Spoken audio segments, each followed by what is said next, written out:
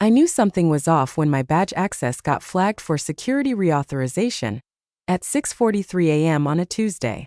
That's never a good sign. Especially not when you're 3 months into managing the back end of a $550 million acquisition and every single API handshake runs through the system you personally duct-taped into existence. I hadn't slept more than 5 hours in weeks, juggling time zone conflicts, patching legacy code, navigating brittle data transfers from a vendor who still used Excel macros like it was 1997. And now some IT intern in Minnesota was pinging me about unusual login behavior. Yeah, sweetheart. That's me. Logging in. Again. Because if I don't, this whole deal's gonna faceplant harder than our last board retreat paintball incident. But I didn't complain. I never do. That's how they like their integration engineers, silent, invisible, and always available. The VP of Ops once called me the plumbing. Cute. Except when the pipes burst, you don't blame the faucet. You call the person who knows where the shutoff valve lives. And that's always been me. The buyer's CTO, a sharp ex-IBM type named Cassandra, requested me personally. Said she liked my eyes on the wires. I'd worked with her team years back during a CRM overhaul in Denver. We didn't talk much, just exchanged specs, a few Slack gifs, and one late-night bug squash that saved their Q3 rollout. But apparently it was enough. When this $550 million deal landed, her only condition was that I be the point for integration. Not the team. Not the department. Me. They wanted continuity. Clean transitions. Quiet excellence. If you're still here, do me a small favor, tap that subscribe and like button. I know. Everyone says it. But seriously, it keeps stories like this alive. And trust me, this one spirals. I didn't get a seat at the strategy tables. I didn't care. My job was to make sure the plumbing didn't explode when the champagne popped. So I kept my head down and got to work. 9 months of buried code dependencies, vendor credential audits, hybrid cloud syncs, and making sure Cassandra's team had what they needed when they needed it. We were less than 2 weeks from go live. Most of my part was done. Handoff phase. I was even prepping documentation not because anyone asked but because that's what pros do. So when I got a calendar invite titled Leadership Transition Phase 4 from some assistant I'd never met, I didn't think much of it. No agenda, no context, just the usual corporate fog. I figured it'd be another chest-thumping presentation about synergy or forward momentum, maybe a new acronym to memorize. Honestly, I planned to keep my mic muted and use the time to clean up some documentation for Cassandra's final validation run. But something about that calendar title sat weird in my stomach. Not fear, not even suspicion, just stillness. Like when the humming in the server room cuts out. You don't know why yet. You just know it's bad. He walked in like a walking TED Talk. Gelled hair, tooth bleach smile. Navy blazer too tight in the shoulders like it was choking on its own ego. Max Ritter, our new VP of Integration Strategy, or as the internal memo called him, a bold hire to streamline cross-functional communication during the transition phase. Translation. Fresh meat with Daddy's LinkedIn endorsements and a 6-month countdown to his next failure. He started the all-hands by clicking through a deck titled, Refocus and Realign. Bullet points in neon blue. All bark, no schema. Said words like scalability and alignment cadence, like they were seasoning. My camera stayed off. I had Cassandra's site credentials to validate and 3 broken workflows to triage before her team's 5 p.m. call. I wasn't here for philosophy. I was here to make sure no one got fired because our SOAP API choked during the live audit. Max gave the room a dazzling smile. This is an exciting time. We're not here to babysit legacy systems or drag dead weight into Q4. This is about efficiency, precision. We're cutting redundancy and showing the board what a modern integration pipeline looks like. He didn't say my name. He didn't need to. I watched heads nod across tiny Zoom boxes like bobbleheads at a used car lot. The kind of nods people do when they don't know enough to disagree. My own manager, Steve, bless his careerist heart, looked like he was trying to will himself invisible.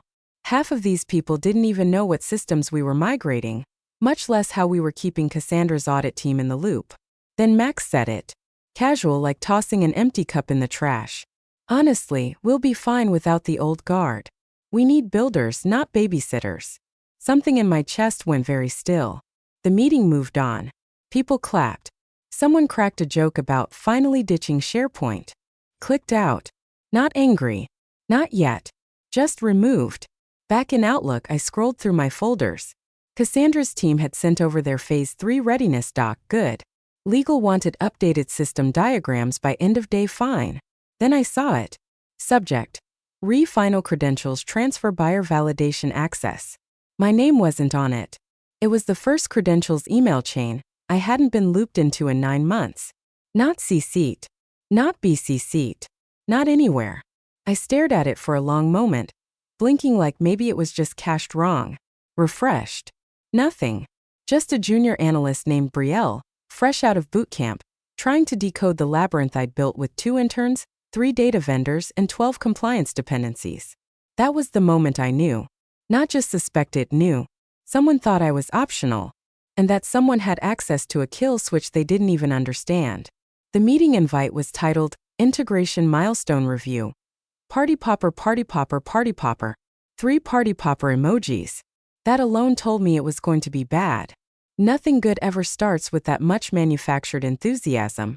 We were supposed to be celebrating Phase 3 completion. Cassandra's team had greenlit the last cross-system checkpoint.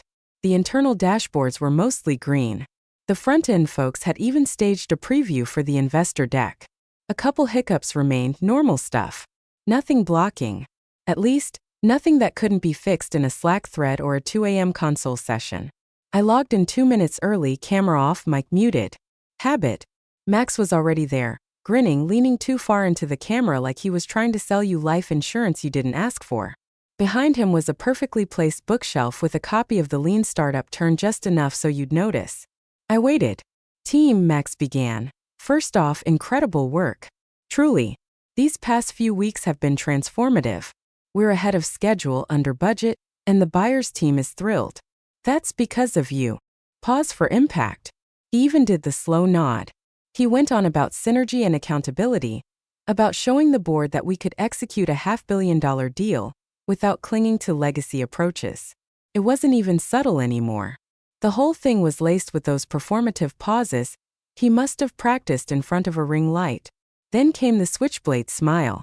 Which brings me to a quick team update. Effective today, Lena will no longer be with us. Just like that. No warning. No reason. No gratitude. Not even thanks for your service. Just a pivot back to the next slide like I'd never existed. I didn't unmute. Didn't gasp. Didn't flinch. I just clicked over to my internal account dashboard. Access revoked. File ownership transferred. Email redirect. Enabled. Clean sweep. Clearly planned. My inbox lit up with automatic alerts. Calendar events removed. Group permissions dissolved. Credentials invalidated. The machinery moved fast once someone hit the button. Faster than feelings. On screen, a few coworkers blinked. A project manager furrowed her brow. One guy mouthed something. I think it was "what the F?" But no one said a word. Not out loud. Not to him. Of course they didn't. You don't speak during a power play unless you want to be the next name gone. I logged off. Walked out of my apartment and sat on the fire escape with a cigarette I hadn't touched in 3 years. I didn't even light it. Just held it. Let the cold metal press into my spine. I wasn't fired for cause. I wasn't fired for failure. I was erased because someone needed to prove a point before the ink dried on his first quarterly report. And he thought I'd disappear quietly. He wasn't wrong. But he'd mistaken silence for surrender. I didn't rage quit. Didn't torch the servers or booby-trap the scripts. I left everything intact, clean, orderly, verifiable. The way professionals do. My last commits were time-stamped, annotated, and pushed. Documentation folder? Organized. Access control matrix? Finalized. Even the data pipeline configs were commented like a damn tutorial. I wasn't going to give them an excuse to paint me as unstable. I wasn't going to give him an ounce of plausible deniability. Let them dig their own grave with my blueprints. By Thursday, I was out of every Slack channel. The milestone review deck circulated without my name on a single slide. Not even under contributors. The junior devs sent me a couple private messages, mostly emojis and awkward hope you're okay check-ins, but by Friday morning, even those dried up. Radio silence. Corporate amnesia had kicked in. But Cassandra's team? They noticed. The first ping came from a junior buyer-side dev named Ray. Bright kid. Eager, slightly too formal. Always started his messages with "Hi Lena, comma." He was supposed to run the validation test suite for the credential rollover. His message hit at 11:12 a.m. "Hey, just checking, are we still good for the Phase 3 handoff sync? I have you down for 11:30. I stared at it for a long minute, then closed the tab. I didn't owe them confusion. I owed them nothing. At 11:46, Ray messaged again. "Not sure if you're on another call. Should we loop in your backup?" Except, I didn't have one. At least, not one who knew the architecture well enough to handle the credential layer. Cassandra had specifically requested I stay on through the cutover because of how brittle the dependencies were. You miss sequence 1 API key refresh, and suddenly half your endpoints are returning 403 errors during a live audit.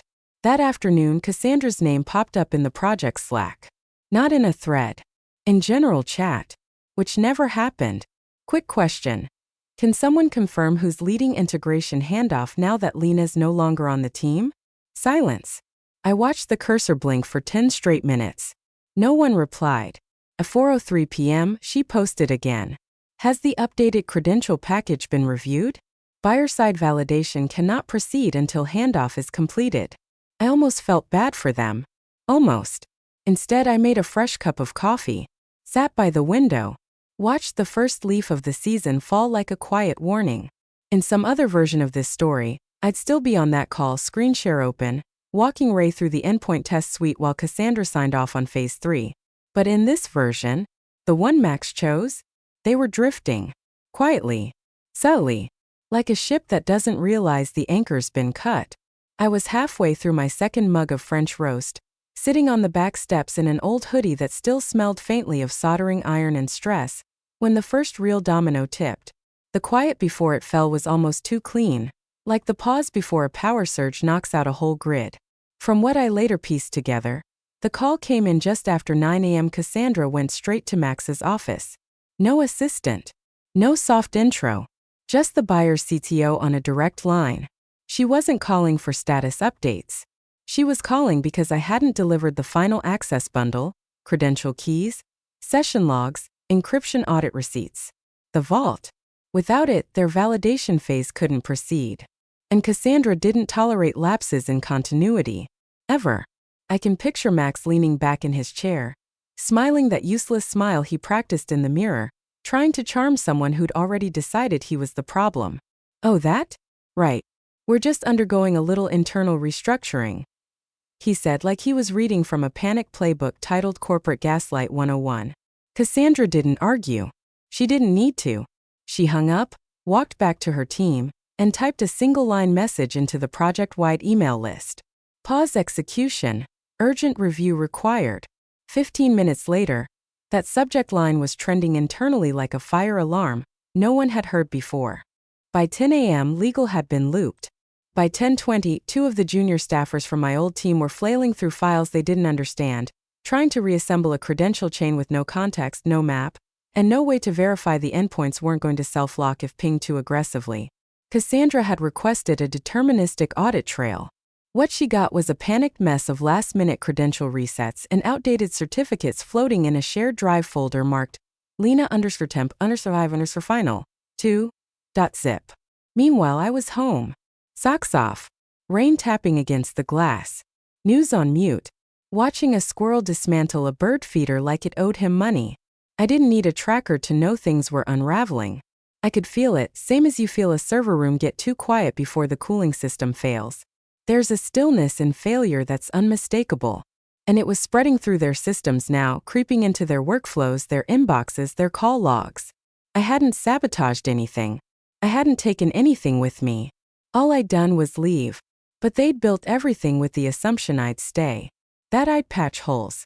That I'd pick up the slack when the tools cracked and someone needed to make sense of a 400-line handoff script written at 2 a.m. And now? Now they were watching it slip. Not with a bang. With silence. By Monday morning, the whole thing was hemorrhaging. Legal had gone into damage control mode, trying to reassemble the system's handoff paperwork like they were cramming for a final exam in a language they barely spoke. Half the documents were outdated. The other half referenced scripts no one could find because they'd wiped my shared folders the minute I was offboarded. Corporate brilliance. Max, in his infinite wisdom, had apparently tasked 2 junior analysts, both fresh off 6-week onboarding cycles, to reverse engineer Lena's documentation. As if diagrams made in Lucidchart could summon credential chains, encryption keys, and API authentication layers out of thin air. One of them emailed Cassandra's team with a single line. "Hey, do you still have the endpoint test scripts from that demo she showed last month?" I didn't know whether to laugh or send flowers. Cassandra's team didn't respond. They didn't need to. They'd moved on to confirmation testing and system stress simulations. That was protocol. Things felt shaky, they pushed harder. Better to break a system now than after the ink dries on a $500 million acquisition. They ran 4 separate test suites against the integration layer. All 4 failed. The credential handshake failed first. Then the real-time sync failed because the fallback pipeline I built was never documented in the master config. It was something I'd manually routed through a local bridge to avoid cascading latency from the vendor side. Without it, the data lag created a timestamp mismatch. That, in turn, invalidated the buyer's transactional audits. From there, the cascade was inevitable. Someone at Cassandra's level wouldn't waste time demanding explanations.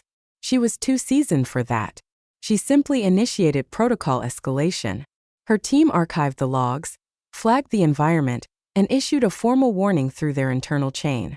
At 2:17 p.m., an internal buyer-side memo was logged. Subject line: Acquisition Risk Advisory. Integration integrity unverified. Body: Validation checkpoint failed. Dependency documentation incomplete. Confirmed absence of credential originator. Recommend risk reassessment prior to continuation. The last line sealed it. This deal is unstable. No drama. No blame. Just surgical precision. They weren't going to sue. They weren't going to scream. They were going to walk. And the worst part?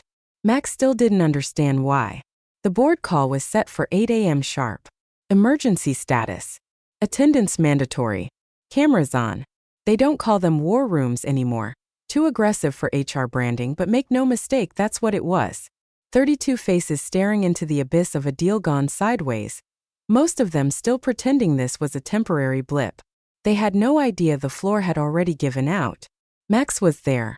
Jaw tight, tie looser than usual, probably still clinging to some fantasy where he'd talk his way through this. He'd already briefed legal to spin it as a delay in documentation. Classic stall tactic. But this wasn't legal's fight anymore. This was Cassandra. She joined the call 3 minutes late. No apology. Just a nod and a pulled-tight ponytail like a lawyer walking into court with evidence no one else had read. Her voice was low, calm, flat. Surgical. The reason we rescinded our commitment, she said, is because the one person we trusted to maintain continuity, someone we explicitly requested remain on the integration team, was removed without consultation. She didn't even say my name. Just the one person. That hurt more than I expected. Not because she forgot, she didn't. But because it proved how unprofessional she was willing to stay, even while dropping the blade. Max leaned in. We appreciate your concern, Cassandra, but there were personality misalignments. We believed the team was capable of completing the transition without. She cut him off. You removed the keystone. Silence. You could hear someone shifting papers.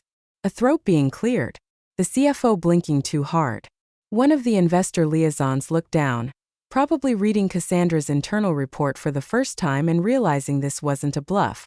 Max tried again. I think there's some misunderstanding here. There isn't. Her voice didn't rise. She just looked at the board chair like he was the only one left who might still have a grip on reality. Your team failed to deliver final credential validation, failed to provide system traceability, failed to maintain personnel stability during the most critical stage of integration. I warned you. I put it in writing. And I'm not risking $550 million on a company that can't preserve its own continuity. She closed her folder. If you don't value the people who hold your architecture together, you're not ready for a deal this size. The chair tried to recover. Cassandra, Perhaps there's room for a renegotiation. She didn't even blink. Then you'll need to find another buyer. Click. She was gone. No outro. No delay. Just a screen full of stunned faces and Max, pale, blinking, half turning like maybe someone behind him would have a better answer. No one did. The fallout was immediate, like watching a dam burst in slow motion. By noon, the internal Slack was in full meltdown. Someone leaked Cassandra's final call transcript, just the one line, but it spread like black mold in a breakroom fridge. Then you'll need to find another buyer. Investors saw it within the hour. By 3 p.m., the stock had dropped 9%. Not catastrophic, but enough to trigger panicked emails and status alignment, calls from stakeholders who'd already ordered champagne for the close. The press release announcing the acquisition, originally scheduled for that morning, vanished from the calendar. PR huddled behind locked doors, probably fighting over adjectives. Legal said it was delayed for strategic recalibration. Translation: they were scrambling to duct tape a narrative that didn't involve admitting they'd fired the one person holding the deal together because some MBA with a fragile ego thought I made him look underqualified. Max was out by the end of the week. The board didn't even pretend it was voluntary. One dry sentence in the company-wide email: we thank Mr. Ritter for his contributions and wish him success in his future endeavors. He didn't get a town hall. He didn't get a legacy slide. Hell, they reused his headshot from the onboarding packet.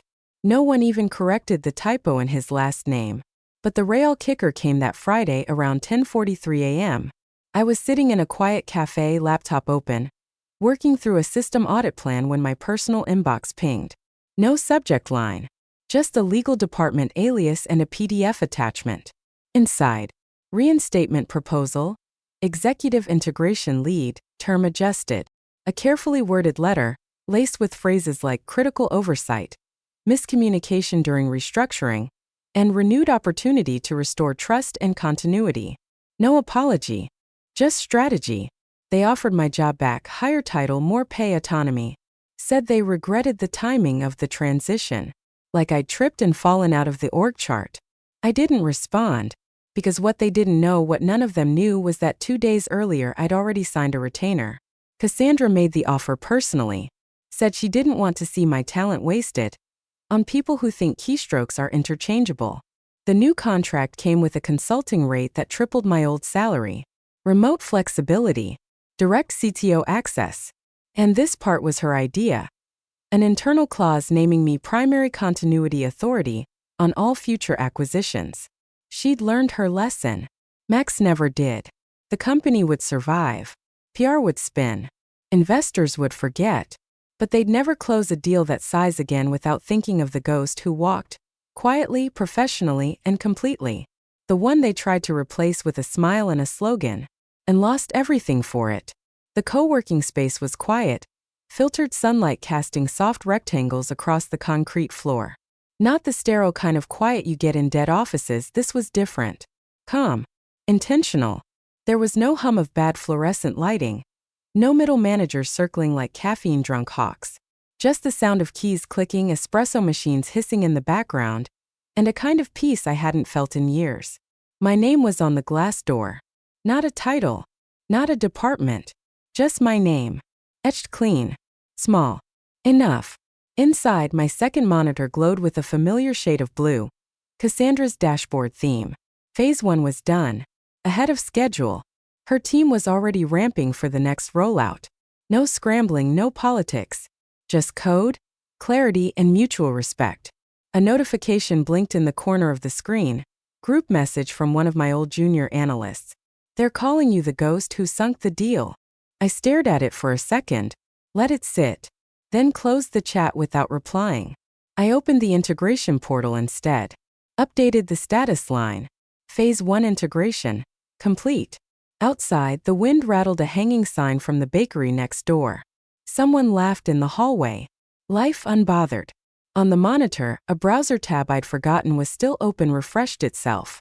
The headline had changed, but not the story. $550M acquisition deal implodes after critical staff ousted mid-transition. Sources cite leadership negligence and failure to preserve institutional continuity.